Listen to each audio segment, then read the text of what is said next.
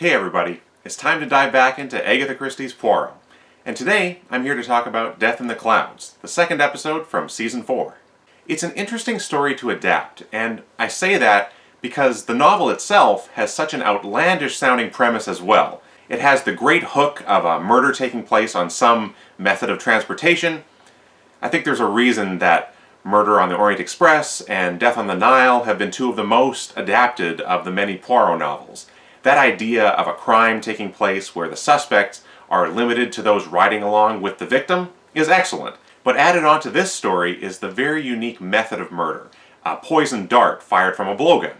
Now just hearing that sounds strange initially, at least it does to me, and almost too much like an author straining to come up with a new way to kill someone in their books.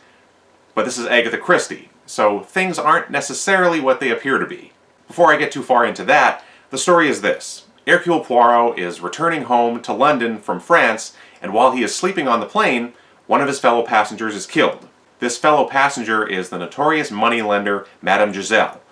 Poirot, along with his good friend Chief Inspector Japp, go about investigating the rest of the passengers that were on the plane that day. Similar to Hercule Poirot's Christmas, the last David Suchet film I reviewed, this one is quite faithful to the source material. There are, again, some characters missing that featured in the book, and some plot elements, especially concerning the character of Jane Grey, are changed or missing, but otherwise, as an adaptation, I think it's very satisfying. Perhaps the biggest change is some extended opening sequences where we see Poirot on vacation in France, and get to observe many of who will become suspects in the very near future. In the book, some of this is revealed later through the investigation, but here they chose to add scenes rather than opening the movie already on the plane. Not all of this is necessary, and a good portion seems to have been added just as an excuse to observe 1930s era tennis matches, but it does set up several characters earlier to build out their backstories with Madame Giselle.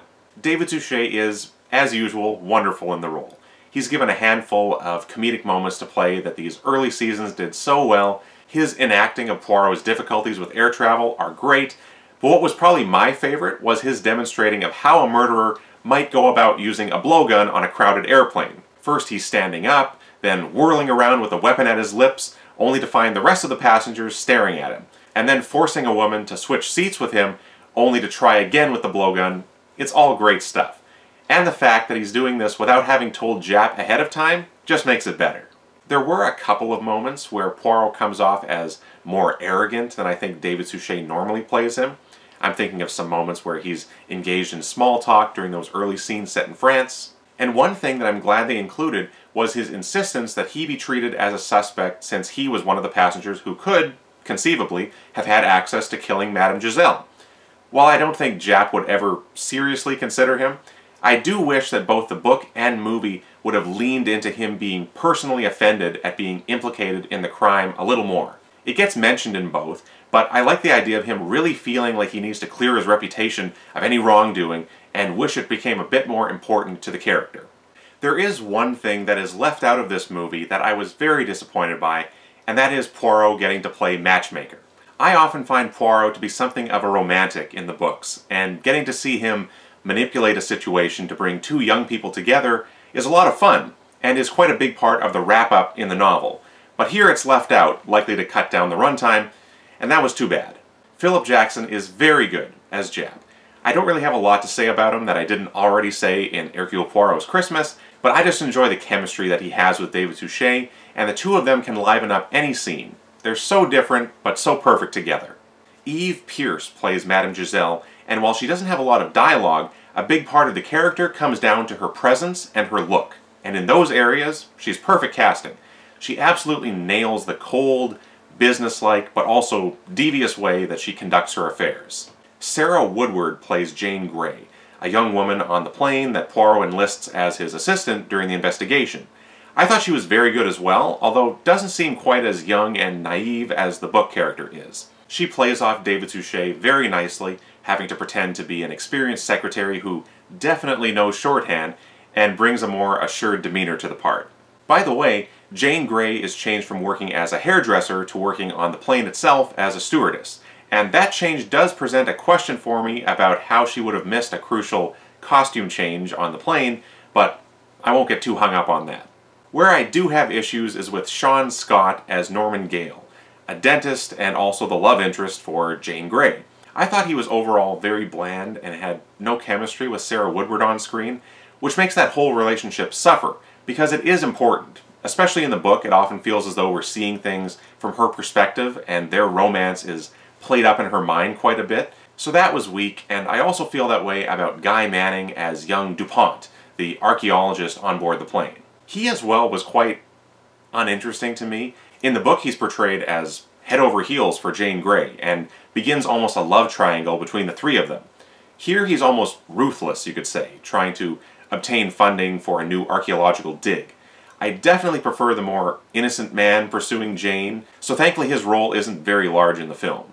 A bright spot in the cast, though, was Roger Heathcote as Daniel Clancy, a best-selling mystery author who seems to know far too much about South American poisons and blowguns. He's played as much more jaded here, rather than excited to view a real detective at work, and Roger Heathcote is amazing. I love the moment where he and Poirot are examining the poison dart together in an extreme close-up, and also love the addition of him being controlled by his literary creation. He speaks several times about being forced to write or abandon stories based on the dictates of his literary detective, Wilbraham Rice. The role is a lot of fun and stands out from the rest of the suspects. David Firth and Catherine Harrison are both excellent as well as Lord and Lady Horbury. Catherine Harrison in particular plays this rich, entitled woman who could be desperate enough to commit murder to perfection. It's a stock character, but when it's played so well, it affirms why that type of character was and is so popular.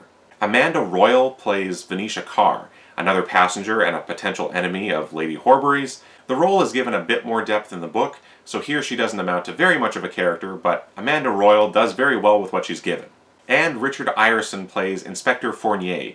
This character suffers maybe the most from being cut down, as in the book, he's quite a major part of the case and appears in many scenes with Poirot and Japp. I understand why that was changed though. It certainly streamlines the story and allows Poirot to maintain center stage in the movie.